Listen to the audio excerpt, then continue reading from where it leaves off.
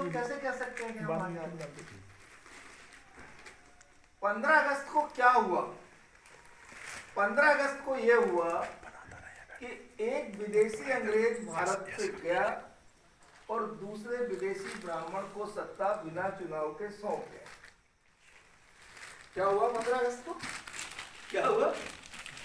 एक विदेशी अंग्रेज गया और दूसरे ब्राह्मण विदेशी को सत्ता सौंप गया। हैंड ओवर, टेकन ओवर हुआ, सत्ता का हस्तांतरण हुआ। जैसे एक अधिकारी आता है ना, जैसे हमारे जिले में कलेक्टर आता है तो पुराना कलेक्टर उसको चार्ज देता है और वो चला जाता है, नया आता है वो चार्ज लेता है, ये प्रक्रिया। और ब्राह्मणों ने इस प्रक्रिया को पूरे देश के मूल निवासियों से छिपा के रखा। बिना चुनाव के पंडित जवाहरलाल नेहरू को प्रधानमंत्री बना दिया और उसने 3-4 दिन के अंदर ही सारे प्रांतों के राज्यपाल ब्राह्मण बना दिए, सारे राज्यों के मुख्यमंत्री ब्राह्मण बना दिए, नॉमिनेट कर दिए। जिस लोकतंत्र की स्थापना हमारे महापुरुषों के कठिन संघर्ष के बाद डॉक्टर बी.आर. अम्बेडकर ने की, उस लोकतंत्र पे ब्राह्मणों ने कब्जा कर लिया।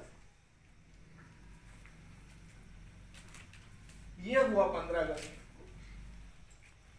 और वो कब्जा आज तक बरकरार है। और अब तो स्थितियां और भी बहुत खतरनाक हैं। यदि अभी भी हम लोग नहीं जागे, हमने अपनी आने वाली पीढ़ी के लिए काम नहीं किया, तो हमारी पीढ़ियां ब्राह्मणों की हमेशा हमेशा के लिए गुलाम हो गई। आज आपको जो परिवर्तन दिखा है 76 साल में, थोड़ा बहुत शिक्षा हमारे समाज के पास आई। हमारे समाज के मूल निवासी समाज की बात कर रहा हूँ। हम लोग सब मूल निवासी हैं, SC, ST, OBC, मुस्लिम, सिख, ईसाई, पारसी, बौद्ध। यदि अभी हम सब लोगों ने मिलकर ब्राह्मणों के खिलाफ जन आंदोलन खड़ा नहीं किया, तो जो हमारे नए बच्चे अभी पैदा हो रहे हैं वो हमेशा हमेशा के लिए ब्राह्मणों के गुलाम हो जाएंगे। और अभी जो थोड़ा बहुत परिवर्तन आपको दिख रहा है, ये परिवर्तन जो है हमारे महापुरुषों के संघर्ष का परिणाम है। इस परिवर्तन में सबसे पहली कड़ी है भारत में बिरसा मुंडा, बिहार से, महाराष्ट्र से महात्मा ज्योतिबराव फुले, महाराष्ट्र से छत्रपति साहू महाराज, महाराष्ट्र से डॉक्टर बी.आर. अम्बेडकर। इन चारों महापुरुषों ने मिलकर एक के बाद एक क्रमबद्ध ब्राह्मणों के खिलाफ आंदोलन किया।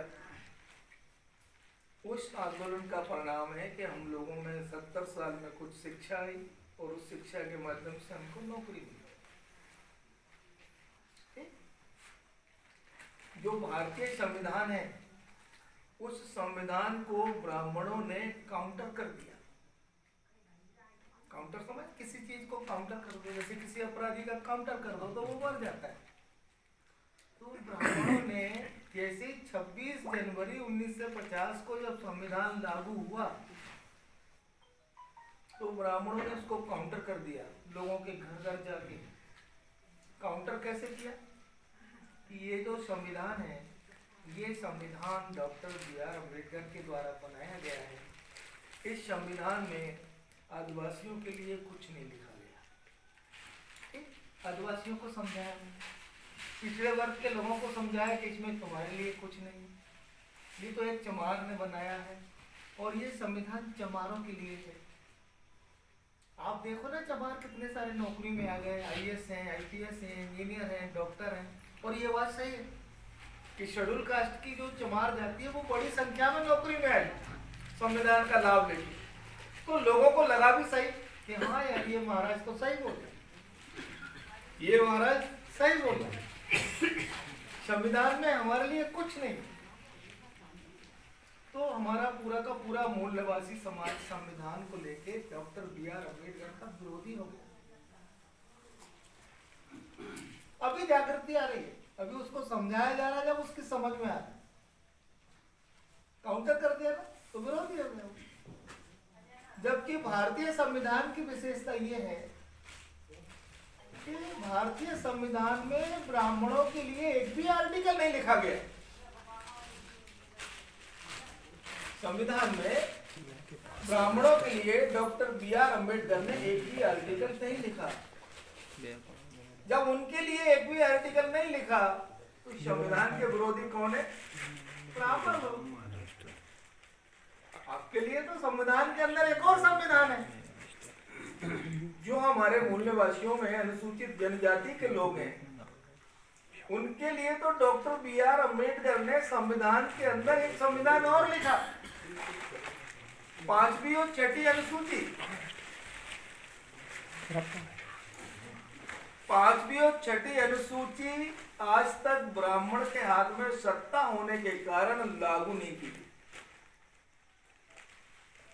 और आदिवासी वर्ग से अभी तक जितने विधायक, सांसद और मंत्री बने, उन्होंने भारत की लोकसभा में, आप इधर उधर क्या हो रहा है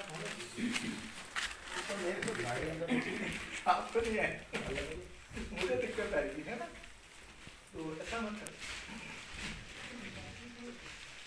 5वीं और 6ठी अनुसूची को लागू कराने के लिए अनुसूचित जाति वर्ग से आज तक जितने विधायक हमने जिता के भेजे, सांसद भेजे और उन्होंने मंत्री बनाए, हम लोग उनको ये समझते रहे कि ये हमारे प्रतिनिधि है। हम लोग क्या समझते रहे? ये हमारे प्रतिनिधि है, हमारे लिए काम करो। लेकिन उन लोगों ने भारत की लोकसभा में आज तक 5वीं और 6ठी अनुसूची को लागू करने की बात रखी ही नहीं। इसका मतलब ये है कि वो जो आदिवासी वर्ग के विधायक और सांसद और मंत्री बने थे, वो हमारे प्रतिनिधि नहीं है, वो प्रतिनिधि ब्राह्मणों के हैं। हम उनको अपना समझते हैं, वो हमारे प्रतिनिधि हैं। अगर वो हमारे होते तो लोकसभा में हमारे एक ही बात रखते। 5वीं और 6ठी अनुसूची जो है, उसके तहत इस भारत की भूमि में, भारत के पूरे जंगल, उनका मालिक आदिवासी है। भारत की भूमि में सोना निकलता है, चांदी निकलती है, लोहा निकलता है, जिंक निकलता है, सल्फेट निकलता है, फास्फोरस निकलता है, पत्थर निकलता है, मरम निकलती है। जितनी भी चीजें इस जमीन से निकाली जाती हैं, उन सब का मालिक आदिवासी।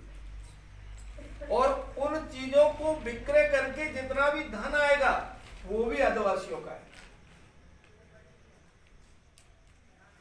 अगर ऐसा भारत में होता तो अनुसूचित जाति के जितने भी लोग हैं, जिनकी संख्या 7.5% है, वो कम से कम करोड़पति और ज्यादा से ज्यादा अरबपति होते।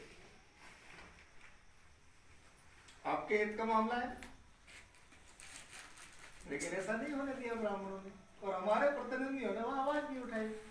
तो वो हमारे प्रतिनिधि नहीं है, वो प्रतिनिधि ब्राह्मणों के। ठीक, समझ में आया? इसी तरह भारतीय संविधान में डॉक्टर अंबेडकर ने जो आर्टिकल 3 से 40 है, जिसके अंतर्गत पिछड़े वर्ग के लोगों की सरकार कमीशन बना के जांच कराती है और जांच होने के बाद उनको आरक्षण की व्यवस्था करके नौकरियां देती है। तो पिछड़े वर्ग के लोगों के लिए भी उसमें व्यवस्था की है डॉक्टर बी.आर. अम्बेडकर ने। अनुसूचित जाति के लिए आर्टिकल 3 से 30 है, 3 से 32 है। 3 से 30 के तहत हम सब लोगों को नौकरियां मिलती है। 3 से 32 के तहत हमारा राजनीतिक आरक्षण है लोकसभा और विधानसभा में।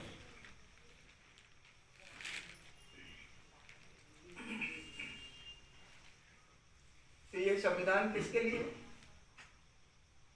SC, ST, OBC, मुस्लिम, सिख, ईसाई, बौद्धों का। हम सारे मूल निवासियों का है या नहीं, आप बताएं? लेकिन अभी 70 साल से ज्यादा वक्त हो चुका, हमें संविधान का लाभ मिला नहीं, और हमारे नादानी के कारण, हमारी अज्ञानता के कारण अभी भारतीय संविधान जो है वो अंदर से ब्राह्मणों ने पूरा बदल दिया। केवल उसका कवर पेज बचा हुआ है जिस पर डॉक्टर बी.आर. अम्बेडकर का फोटो है। क्योंकि फोटो को नहीं हटा सकते। यदि उन्होंने फोटो को हटाया तो हमारे जो मूल निवासी हैं वो मारकाट करने के लिए तैयार हो जाएंगे, ब्राह्मणों को काट डालेंगे, इतने हिम्मती हैं। और ब्राह्मण मरना नहीं चाहता मूल निवासियों के हाथ से। वैसे ही उसकी संख्या 100 में से 3% है। 3% वाला समाज हमसे लड़ना नहीं चाहता, क्योंकि हमारे बुजुर्गों का इतिहास भी है। जब हमारे बुजुर्ग, जब हमारा मूल निवासी समाज लड़ता है तो ब्राह्मणों को गाजर मूली की तरह काटने की शक्ति रखता है, इसलिए वो लड़ना नहीं चाहता। भीमा कोरेगांव का उदाहरण है, इतिहास में लिखा हुआ है। भीमा कोरेगांव के बारे में जानकारी है आपको? पूना के पास में एक भीमा नदी है और कोरेगांव गांव का नाम, उसको ज्वाइंट करके बोलते हैं भीमा कोरेगांव। तो पूना में ब्राह्मणों का शासन था, पेशवाई चल रही थी। ब्राह्मण भारत के मूल निवासियों पे अमानवीय व्यवहार कर रहे थे, अन्याय अत्याचार।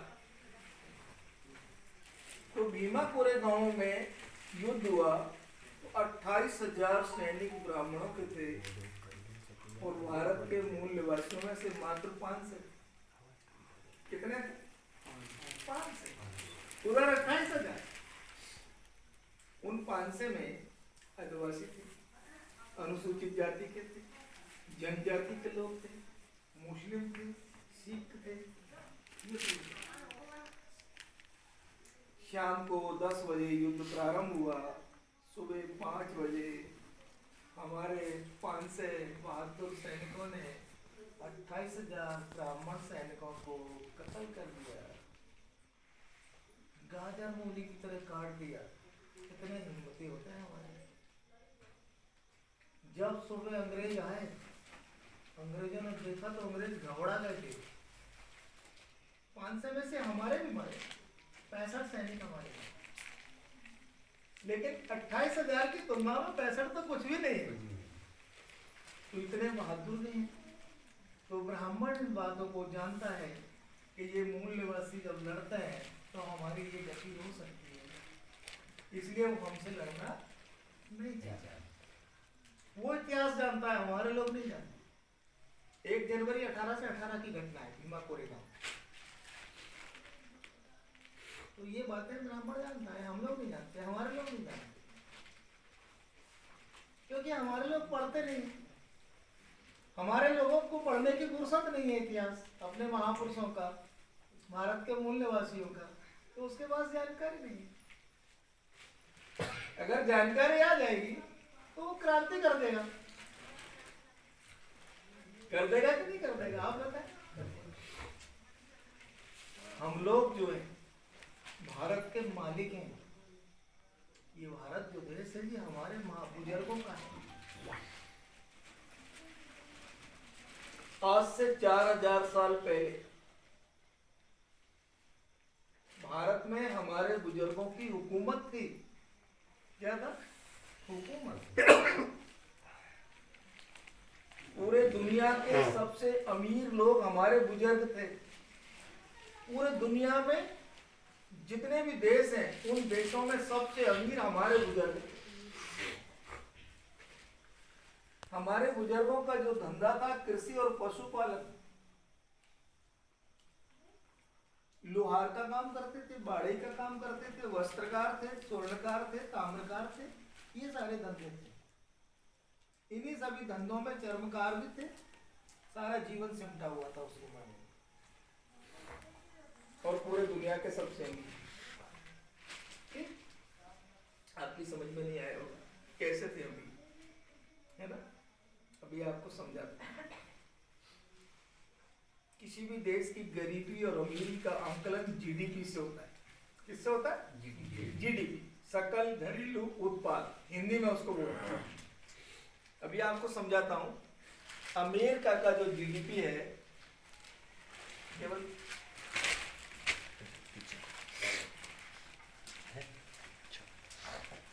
मैं आपको अमेरिका का जीडीपी लिख रहा हूं वर्तमान में आज का।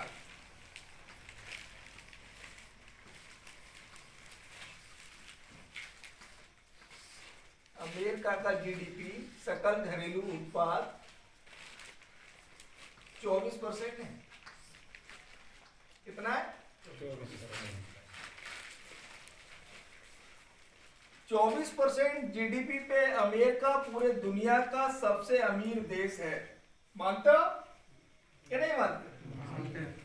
अगर हम भारत के किसी भी ग्रामीण क्षेत्र में जाएंगे और एक व्यक्ति बिल्कुल पढ़ा लिखा नहीं है, उससे पूछे कि अमेरिका कैसा देश है, तो वो अपनी भाषा में बोल देगा कि साहब बहुत बहुत वो तो शक्तिशाली देश है, पावरफुल देश है, बाकी तो मतलब डंका बज रहा हो, ऐसे बोलेगा पूरे दुनिया में। वो ऐसे नहीं समझा पाएगा जीडीपी, लेकिन वो ऐसा बोल देगा क्योंकि उसको जानकारी है कि अमेरिका पूरी दुनिया का शक्तिशाली देश है, सबसे अमीर देश है। 24% जीडीपी। कितना जीडीपी? 4000 साल पहले भारत की जीडीपी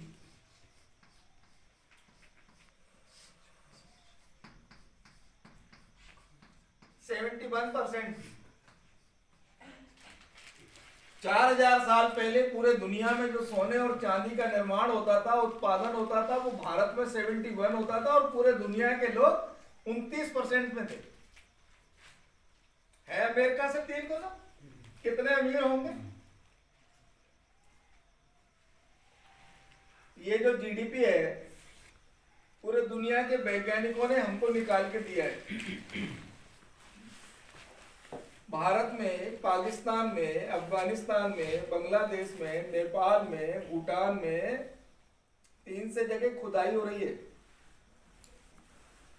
विदेशी वैज्ञानिक खुदाई करा रहे हैं, हमारे बुजुर्गों की संस्कृति को खोद खोद के निकाल रहे हैं और वो हमको जानकारी दे रहे हैं।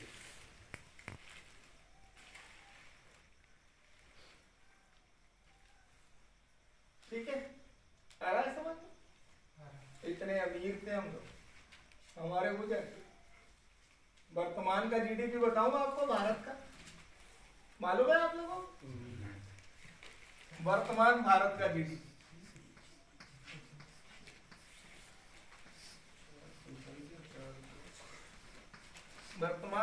का जीडीपी है 1.5%,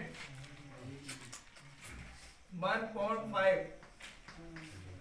पूरे दुनिया का सबसे गरीब देश, पूरे दुनिया का भिखारी देश इस समय भारत है। कहां से हम लोग कहां पहुंच गए? उल्टा उल्टा हो गया था।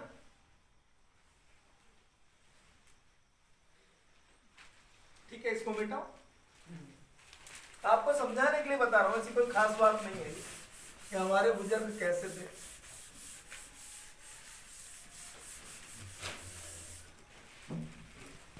चार 4000 साल पहले सब कुछ भारत में ठीक चल रहा था और जो भारत का 71% जीडीपी था वो केवल चमड़े से, दूध से, तिल से और जौ के कारण था।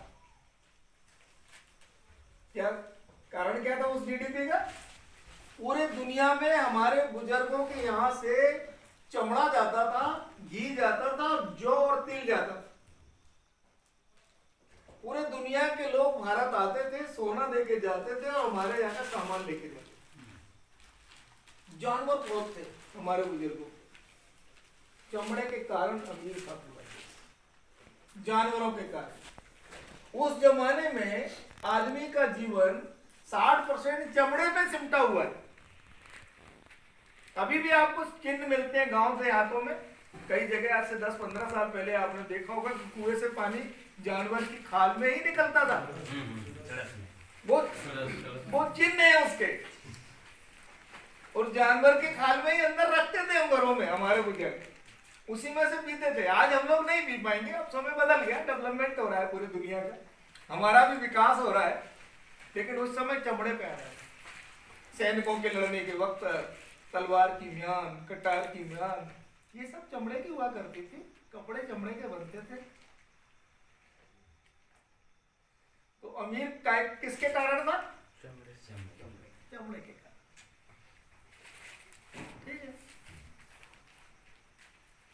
उसी वक्त क्या घटना घटित हुई,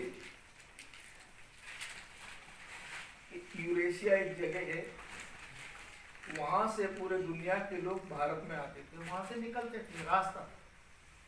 जैसे आपका ये गांव है, ये रोड आपका रास्ता है, आपके गांव में से रोज कुछ लोग निकले और इधर से कुछ लेके जाए, तो आप एक ना एक दिन सोचने के लिए विवश हो जाएंगे यार कि बहुत सारे लोग इस दूसरे गांव में जाते हैं, फिर उधर से कुछ लेके जाते हैं, तो इधर कुछ अच्छा होगा। तो ऐसा उन्होंने सोचा कि यार पूरी दुनिया के लोग इधर जाते हैं, इधर से कुछ सामान लेते हैं, फिर अपने उधर वापस जाते हैं, तो इधर कुछ ठीक ठाक है, इधर कुछ ठीक ठाक है।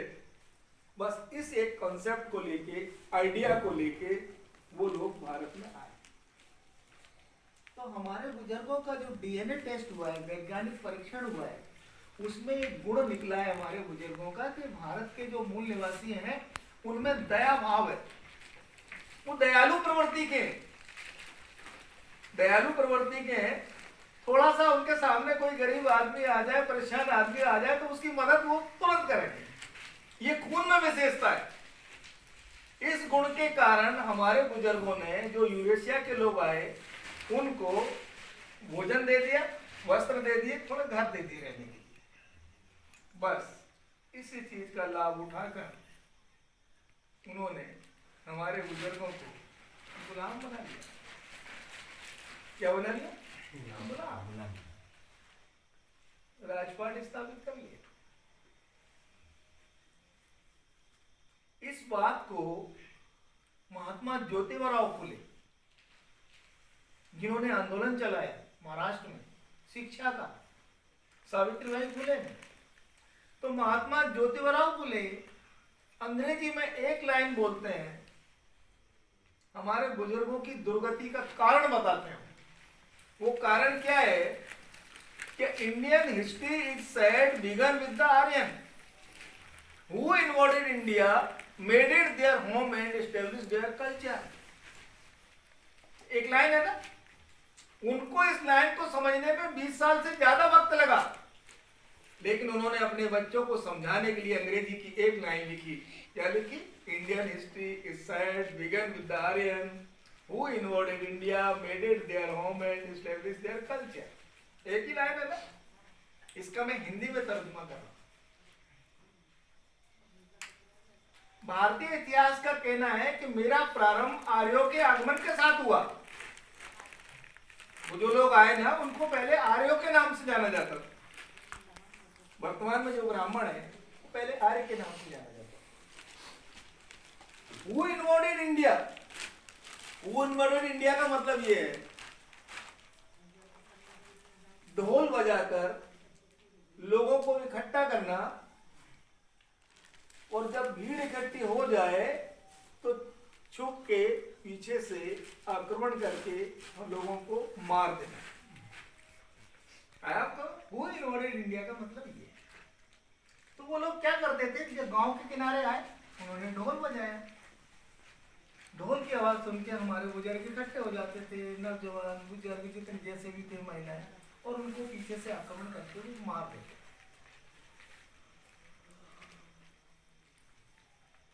ये सिलसिला बरसों चलता रहा। कोई मीडिया था नहीं, अखबार चलता नहीं था, टेलीविजन था नहीं। आज इस गांव के लोगों को मार दिया, कल उसके गांव को मार दिया, कल इधर मार दिया, ऐसे ये क्रम चलता रहा। जब भारी संख्या में लोग मर गए, फिर उन्होंने हमारे बुजुर्गों की संस्कृति को नष्ट कर दिया और अपनी संस्कृति को स्थापित कर दिया। ठीक, अब इसका प्रमाण चाहिए हमको। साहब आप तो ऐसे ही बोल रहे हो, ऐसा भी तो हो सकता है ना, मैं झूठ बोल रहा हूँ, ऐसा हो सकता है ना। इस बात का प्रमाण ये है कि जो 3 से जगह खुदाई चल रही है, वहां जो गड्ढे निकल रहे हैं, उन गड्ढों में कम से कम 50 नरकंकाल और ज्यादा से ज्यादा 5 से निकल रहे हैं हमारे बुजुर्गों। ये इस बात का प्रमाण है। हमारे बुजुर्गों की संस्कृति खत्म कर दी, फिर उन्होंने संस्कृति कौन सी स्थापित की? यूरेशियन ब्राह्मण ने जो संस्कृति स्थापित की उसको मैं नाम बता रहा हूँ।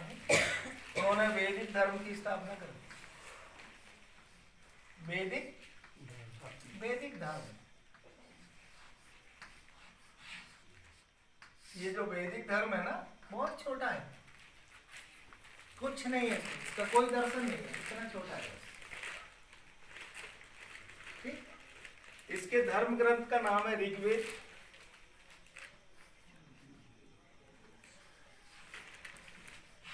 धर्म ग्रंथ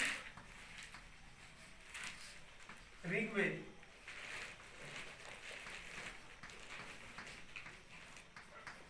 ठीक है, समझ में आ रहा है ना? समाज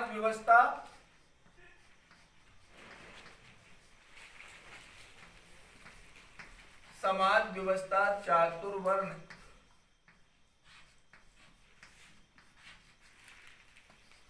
कर्मकांड,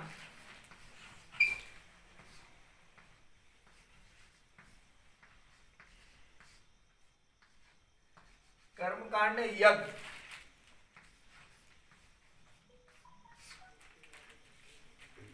बस ये तीन चीजें।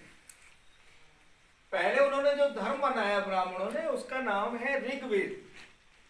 ठीक है, समाज व्यवस्था, चातुर्वर्ण, कर्मकांड, यज्ञ। यज्ञ करते थे हमारे लोग, उनके पास जाते थे सलाह लेने, मशवरा लेने, गुलाम बना लिए थे। तो वो बोलते थे कि आपकी समस्या का समाधान हो जाएगा, 50 गाय लाओ, 50 गाय का यज्ञ करो, 150 से बकरी लाओ, 100 भेड़ लाओ, घोड़े लाओ। गज में यज्ञ होता था, असुर में यज्ञ होता था, बक में यज्ञ होता था। ठीक है, उस यज्ञ में जानवर काट के डाले जाते थे, उनका मांस पकाया जाता था और उस मांस को वो खाते थे। ठीक, अच्छा था ना? अच्छा धर्म था? अच्छा था या बुरा था? बुरा। इतना ही नहीं होता था, मांस को जब हमारे लोग खाते हैं, आज हमारे लोग भी खाते हैं, हम लोग भी खाते हैं, एक ह्यूमन नेचर है जो मैं आपको समझा रहा हूँ, पहले भी वही था, आज भी वही है कि जब भी मांस पकाया जाता है घर में तो मांस खाने के पहले शराब पी जाती है। आप पीते हैं ना? हमारे लोग, बहुत सारे लोग पीते हैं, 90% तो पीते हैं, ऐसा मेरा मानना है। पीते हैं ना? पहले शराब पिएंगे, फिर पके हुए मांस को खाएंगे, दोनों चीजें हो गई। फिर तीसरा काम है सेक्स के लिए महिलाओं को ढूंढेंगे। सेक्स जागृत होता है शराब पीने के बाद, मांस खाने के बाद। तो हमारे लोगों से पहले वो गाय मंगवाते थे, फिर शराब मंगवाते थे, फ्री का शराब पिया, मांस खाया, उसके बाद बोलते थे महिलाओं को लाइए। तो यज्ञ में मालूम है अभी एक लकड़ी गड़ती है यज्ञ, आपने देखा ना? एक लकड़ी गड़ती है ना, ऐसे डंडा गाड़ देते हैं, ये जमीन है, ऐसे डंडा आदमी भी गड़ता है ना। आपने देखा है यज्ञ क्या होता है? आपने देखा है कि नहीं देखा? एक लकड़ी गाड़ी जाती है, ऐसी लकड़ी गड़ती है खड़े में, वहां यज्ञ होता है। जो हमारी महिलाएं आती थी, उन महिलाओं को इस लकड़ी के चारों तरफ नंगा लिटा के, नंगा होके ब्राह्मण लोग उनके साथ सेक्स करते थे, ऐसे जगह। ऐसा धर्म था। क्लियर? ये कर्मकांड हो गया ना, इसको मिटा दो, चातुर्वर्ण को।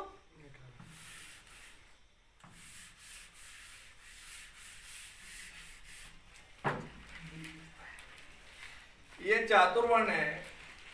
वैदिक धर्म का जो ऋग्वेद है, ऋग्वेद के 10वें मंडल में ब्राह्मणों ने भारत के मूल निवासियों को चातुर्वर्ण व्यवस्था में डाल दिया, चातुर्वर्ण बना दिया। क्या लिखा उन्होंने ऋग्वेद में? ब्राह्मण सै मुख मातीस बाहु राजन्य कृत उक्र प्रदेश वैस पद भयायम शूद्रे अजाई। ब्राह्मणों को कहना है कि ऋग्वेद की रचना ईश्वर ने की है और ईश्वर ने हमको बताया है कि ब्रह्मा के मुंह से ब्राह्मण पैदा हुआ, भुजाओं से क्षत्रिय पैदा हुआ, उदर से वैश्य पैदा हुआ और उसके पैरों से शूद्र की उत्पत्ति हुई। ठीक, ऐसा चातुर्वर्ण बनाया। देखिए ये है चातुर्वर्ण।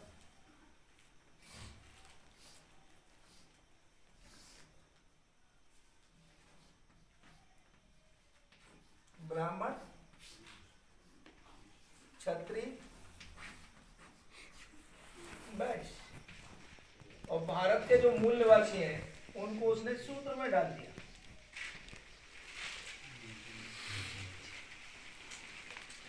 ये बना। पूरे दुनिया में इस प्रकार की व्यवस्था नहीं है कहीं।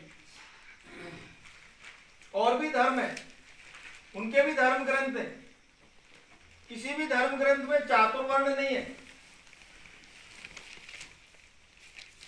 और उन्होंने क्या समझाया कि ये जो चातुर्वर्ण है ये ईश्वर कृत रचना है, इसके निर्माता हम लोग नहीं है।